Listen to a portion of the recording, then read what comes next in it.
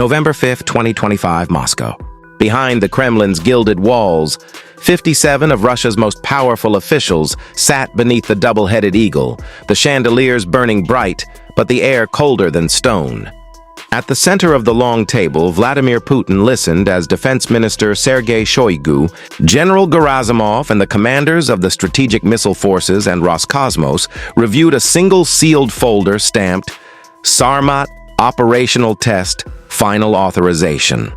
Inside lay plans to arm 3 RS-28 Sarmat ICBMs, each carrying 10 warheads, a force the generals said could erase Kiev, Dnipro, and Kharkiv in under 8 minutes. The words moved between them almost in a whisper. "We will end this war on our terms." Outside, the Russian flags over the Kremlin spires fluttered as if nothing had changed. But far from the marble and mirrors, Kiev's silent watchers had already heard. At 10:17 a.m., Ukraine's AI listening network, Perun Sentinel, intercepted an encrypted satellite spike and flagged a Category Omega, a potential nuclear pre-launch sequence. 30 minutes later, deep beneath Kyiv, the Ministry of Digital Defense sat in darkness as red letters pulsed on the central screen. Authorization protocol Moscow confirmed. Calm shattered. General Alexander Havlenko slammed his hands on the steel table and ordered the response. There would be no retreat.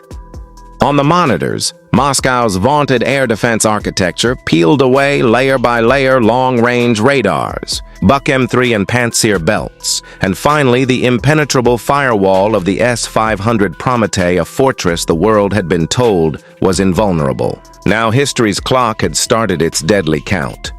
The blade had waited in the dark for a long time. Enlia 100 watched every inch of Russian airspace. Stealth Channel 4 northwest wind, the UAV officer reported. If we hug the Moskva at under 45 meters, their radars get only 8 seconds to react. 8 seconds enough for history to pivot or for a nation to end. The order came. Approve combined operation. At Pava Air Base, 15 Bayraktar TB2s sat primed. Phase 1, the bait. Their job was provocation, not destruction, to mimic flock signatures on the scope and force air defense batteries to reveal their patterns. Each TB2 cost $5 million. Each Russian interceptor 15. Phase 2 would hit deeper. 10 upgraded MiG-29 Fulcrums, carrying R-77s and KH-31s, a strike package worth nearly $200 million. 19 months of covert upgrades had given those fighters low observable skins, infrared suppression, and digital stealth suites that cut detectability by as much as 87%. The plan flirted with suicide, a 600-kilometer penetration across 240 radar nodes, 2 Pantsir belts, 76,000 cameras, and a Kasuka 4 EW node, but it was a blueprint designed to rip a command center open. Moscow's defensive ring, budgeted at an estimated $9.4 billion, now faced a stanza of calculated violence. The sky over Eastern Europe began to shudder. 10:42 a.m., Western Moscow. Phase 1. The Bayraktar decoy wave hung over the city like an omen.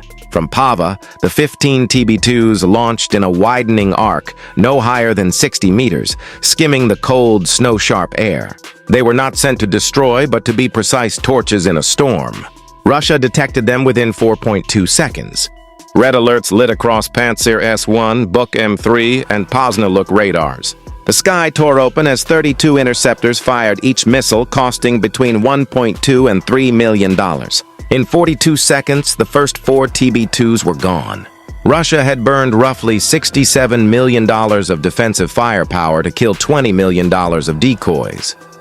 War, however, does not keep tidy ledgers. The second wave slammed in heavy, relentless, and 14 more TB2s blossomed into bright flashes and trailing smoke. Moscow's commanders believed the threat neutralized. They thought every avenue sealed. But the 15th bird survived. TB2-15 slipped through a fleeting radar blind spot, 0.8 of a second, a software hiccup that read like fate. It sliced toward the city's core, 700 meters, 400, 120. When it struck the copper-green dome, the blast was small, a 12-kilogram fragmentation charge, but the symbolic damage cracked open history. The dome burst into flame and shrapnel, smoke twisting upward like a black flag over Moscow. Sirens screamed, troops scrambled.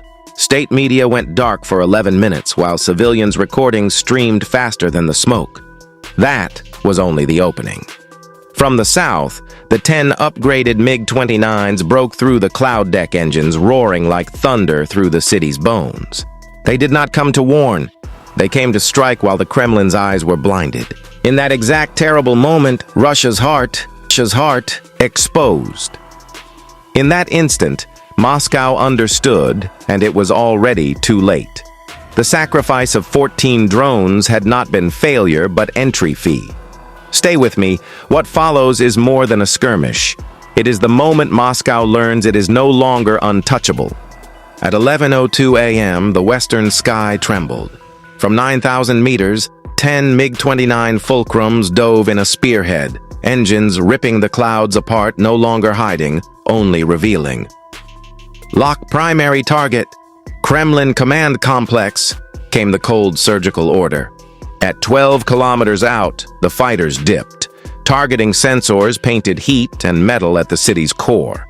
20 air-to-surface missiles peeled from pylons like molten steel, then Moscow answered.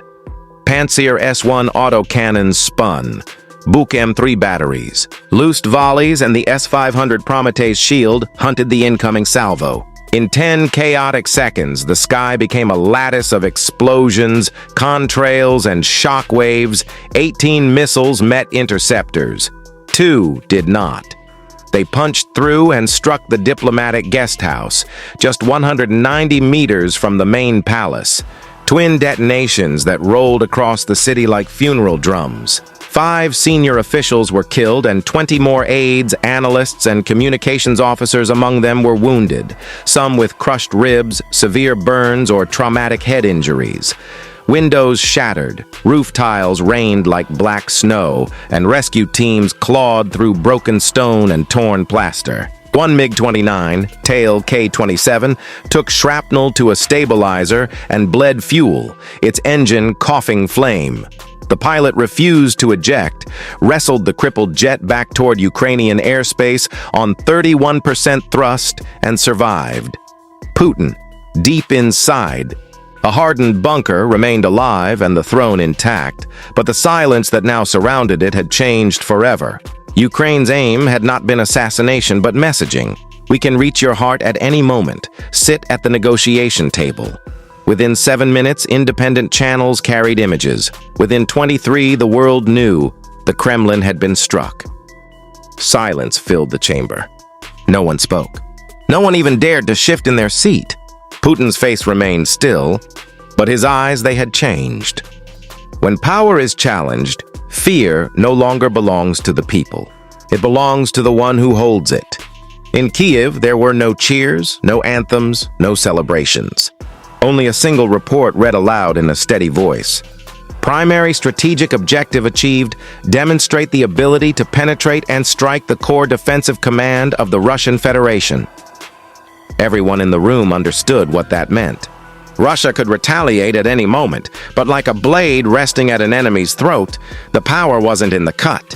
It was in the knowledge that the cut could come again. Within hours, international media gave the strike a name: the Night of the Broken Sky. The ruble collapsed 19% in 6 hours.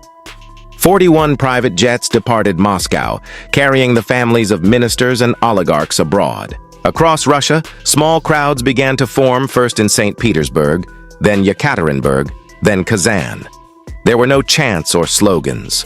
People simply stood, staring upward, realizing for the first time that their nation was no longer untouchable. In Washington, Berlin, and Beijing, secure phones rang without pause. Behind every closed door, a single question echoed. If Ukraine can strike the Kremlin today, where can they strike tomorrow? That night, deep beneath Kyiv, General Havlenko spoke softly, a line heavier than any missile. We do not need to win today. We only need them to understand that we can win. The war was far from over, but the balance had shifted. From that moment forward, history would not return to what it once was. Wars do not end with the loudest explosions, they end in the silence that follows, when both sides understand that the next step forward will cost more than the last. After the strike on the Kremlin, the world stood at that edge. Russia could no longer claim invincibility. Ukraine could no longer be seen as a desperate defender. And nations watching from afar were forced to rethink their place in a balance of power suddenly redrawn. But beneath that tension, it was the ordinary people who bore the heaviest weight. Russian mothers looked up at the sky, knowing their sons would be called to fight again. Ukrainian children tried to sleep under the glow of distant missiles and the wail of sirens. Every national triumph carried grief in its shadow, and so the final question was no longer who is stronger, but how much loss is enough. Ukraine had proved it could reach Russia's heart. But its purpose was not endless vengeance. It was to claim a rightful seat at the table, not bowed under pressure, but standing eye to eye with its adversary. The war continues. The borders still burn beneath a winter sky. But the world has now heard a message delivered not in words, but in impact. No empire is eternal, and the will of a nation can rewrite the course of history. Peace may not come tomorrow, but from that moment, it became something possible. If you found this analysis powerful and want to support more deep dive breakdowns like this, don't forget to like, share, and subscribe. And tap the notification bell so you don't miss what happens next.